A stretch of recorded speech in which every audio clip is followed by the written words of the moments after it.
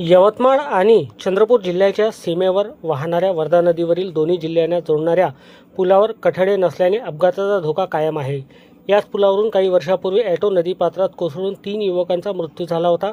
दरम्यान रविवारी रात्री पुन्हा एकदा याच पुलावर संशयास्पद घटना घडल्याने परिसरात खळबळ उडाली आहे। मिळालेल्या माहितीनुसार चंद्रपूर जिल्ह्यातील वरोरा शहरातील मालवी वार्ड येथील रहिवासी कैलास पुंडलिक चौधरी हे ॲटो घेऊन मारेगाव तालुक्यातील कोसारा गावाकडे आले होते। रात्री सुमारे 9 ते 10 वाजताच्या दरम्यान त्यांनी पुलावरून ॲटोच्या 3 ते 4 फेऱ्या मारल्याचे प्रत्यक्षदर्शींनी सांगितले। त्यानंतर ॲटो पुलाच्या कडेला लटकलेल्या अवस्थेत आढळून आला।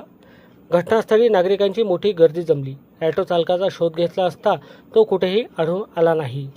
यानंतर कोसारा गावच्या उपसरपंच सचिन पचारे यांनी मारेगाव व वरोरा पोलिसांना घटनेची माहिती दिली।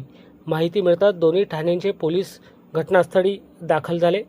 मारेगाव पोलीस ठाण्याचे ठाणेदार सागर दानडे यांनी आपल्या पथकासह रात्री उशिरापर्यंत चालकाचा शोध घेतला, मात्र कोणताही ठाव ठिकाणा लागला नाही।